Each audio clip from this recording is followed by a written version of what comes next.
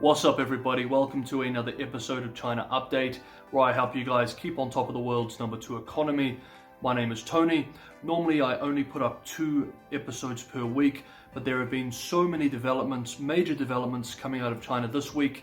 The Evergrande crisis and the wider property issues, the 6th Plenum of the party and what that means for the leadership in Beijing, and key data about the economy. So this is a 3rd episode that I'm releasing at the end of the week. I hope you guys enjoy it and get some value from it. Let's jump in. First up, it has been a big week for US-China relations with 2 major developments. First, earlier in the week, US media began reporting that US President Joe Biden and Chinese General Secretary Xi Jinping were scheduled to hold a virtual summit next week. This meeting between the heads of state was confirmed to be happening on Thursday. Soon after the confirmation, some US media outlets reported that sources said that Xi is expected to invite US President Biden to the Winter Olympics in Beijing this coming February. I'm not sure if this is accurate, however, as I'm sure both sides know very well, Biden would likely have to turn such an invitation down. We will be following this meeting between Biden and Xi next week. The second development in US-China relations is related to climate politics. On Thursday, the US and China issued a, quote, US-China Joint Glasgow Declaration on Enhancing Climate Action in the 2020s, end quote. We don't have many details with this declaration, but there are a few key commitments that were included in the notice. For example, the United States has set a goal to reach 100% carbon pollution-free electricity by 2035, and China has committed to phasing down coal consumption during the 15th 5-year plan. Both China and the United States have established a, quote, working group on enhancing climate action in the 2020s, end quote.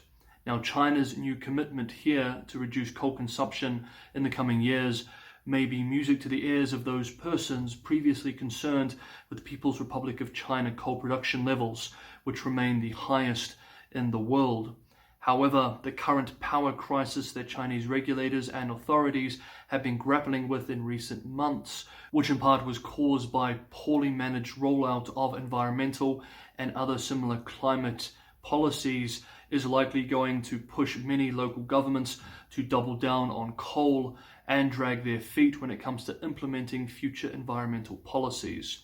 As we have discussed on China Update before, this power crisis, it's largely the result of government interference in the market. Now, more voices domestically are calling this out too. For example, on Thursday at an energy virtual forum, a former chief energy researcher with the China Institute of Energy Economics expressed that China, in fact, does not really have a shortage of coal at all, and that the power shortage currently hitting the country is entirely a, quote, man-made crisis, end quote. Prices continue to jump this week according to the National Bureau of Statistics.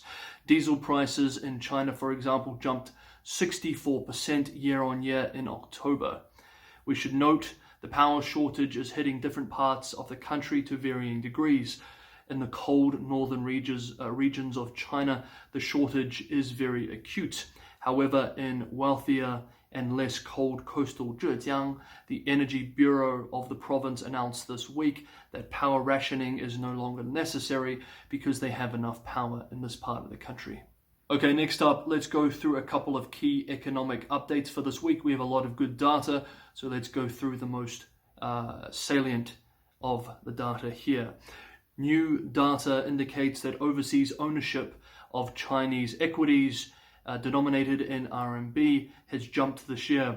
As of the end of September, international investors held $1.1 trillion worth of equity and fixed income securities priced in RMB, up about $120 billion from the end of 2020. This is certainly a decent jump, but keep in mind that foreign ownership of US equities is almost $20 trillion. So the US market remains the most popular home for global capital by a long run. On Wednesday, data from the National Bureau of Statistics showed that the Producer Price Index, aka the index of factory inflation, climbed 13.5% last month from a year earlier, higher than expectations and incredibly the fastest pace since 1995. This is likely due to a combination of global commodity price rallies generally, as well as China's power shortage that we just discussed. Consumer prices rose slightly also at 1.5% year on year.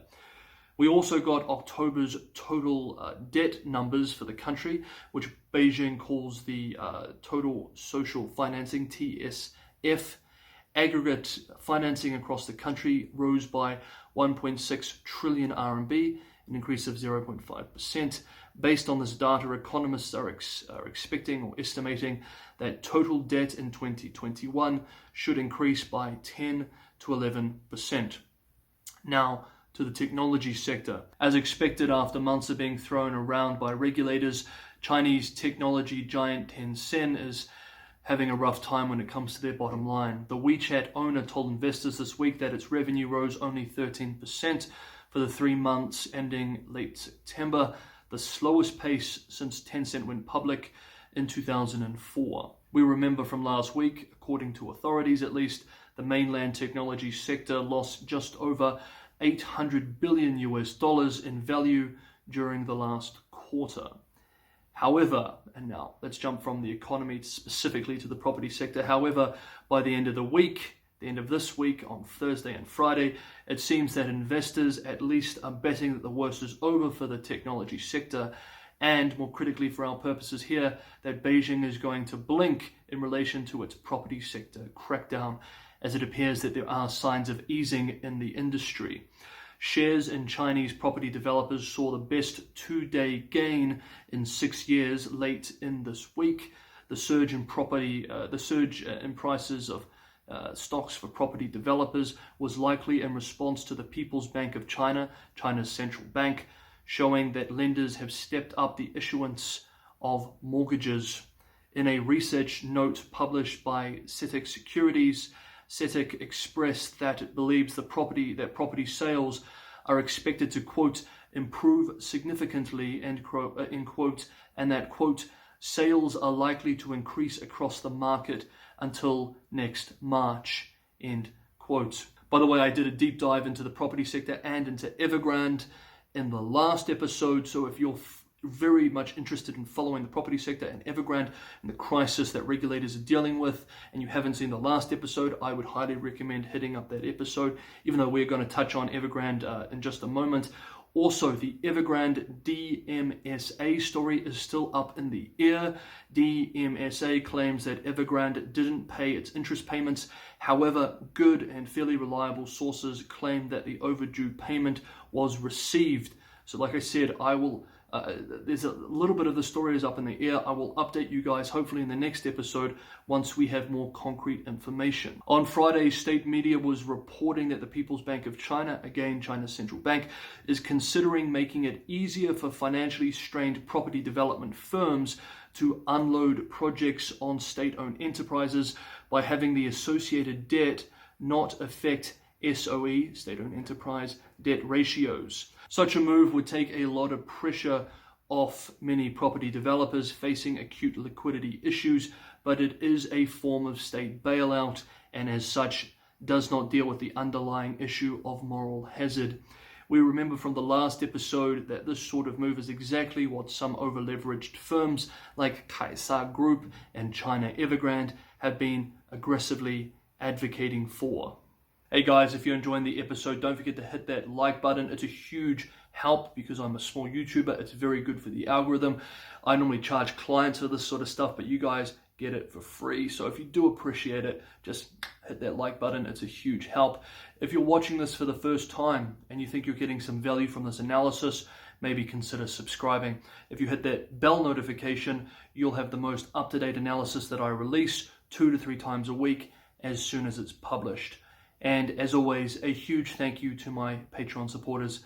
You guys have been a massive help, a huge support. Some of you have been watching me for well over a year now. Thank you so much for the support. Cheers. Okay, we have saved the most important development for last. The 6th Plenum concluded on Thursday in Beijing. On the following Friday morning, the Central Committee of the Communist Party of China held a press conference to, quote, introduce the guiding principles, end quote, of the 4 days long meeting. As we predicted here earlier this week, the leaders of the party approved a rewriting of its 100-year history, which placed Xi Jinping among the country's key leaders. On Friday, state media published a set of pieces praising Xi. This went along with an entire week of praise, frankly, as, quote, the mighty leader, the mighty teacher, the mighty commander, and the mighty helmsman, end quote. And the same day, several state media outlets published a video about General Secretary Xi Jinping as the, quote, people's leader, end quote, which included the title, quote, the state is the people and the people are the state, end quote. If it wasn't already clear before, it is now.